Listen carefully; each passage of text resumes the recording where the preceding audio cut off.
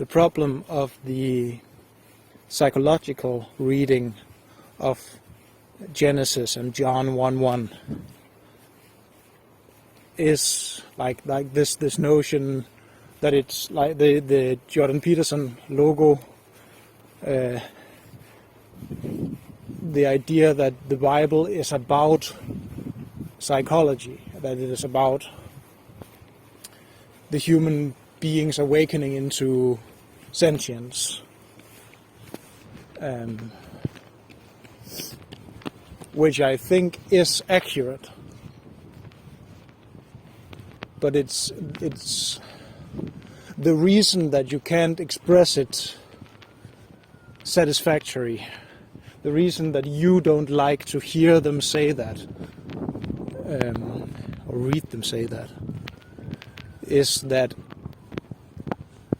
in our expression of the idea Genesis as psychology,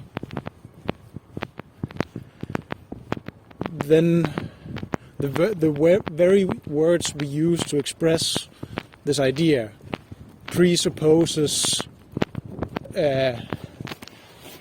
materialism. It presupposes the entire modernistic worldview up to and including the creation of modern psychology. And it is not going backwards to, it's not a returning to an earlier interpretation. It is trying to embed something old in our new system. And I think that while it could be accurate, it could be true, it could be correct that Genesis is about the human consciousness and not about the physical world, expressing that notion in language is betraying it. You can't say it, you can't articulate it without negating it, because it implies materialism. The language itself, you would have to explain. You would have to explain this kind of reading in a framework that doesn't reference any idea developed,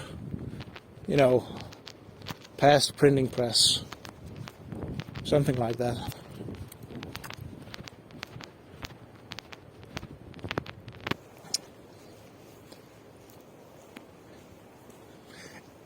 To put it in Wittgensteinian terms, the answer may be correct, but the question is wrong.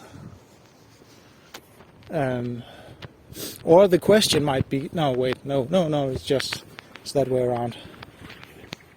I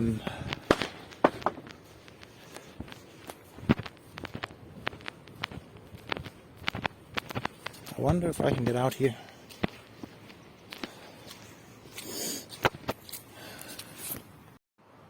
So I think it's something like the question is Genesis literal? To even ask that is to have already made mistaken assumptions. To even ask that question is to already be within anti-Christianity, basically.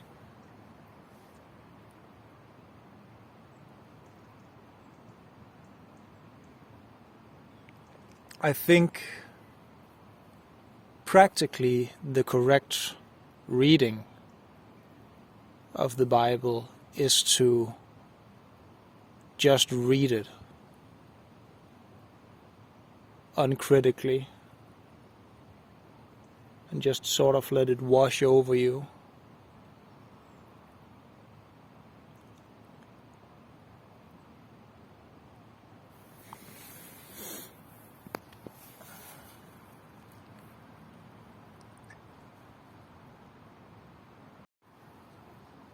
because it is the very act of reading it uncritically. Criticalness is the issue of modernity. Criticalness is this sense of heightened neuroticism that we have because of our exposure to technology. And the process of reading the Bible and just letting it wash over you, that is one of the ways that you can exit modernity. That is one of the ways that you can mentally escape these things. And it's not necessarily in like a permanent format.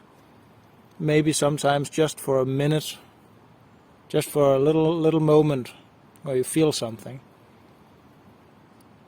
Where you feel something like maybe later you think, oh, this is what people used to feel like all the time, back in ye olden England times.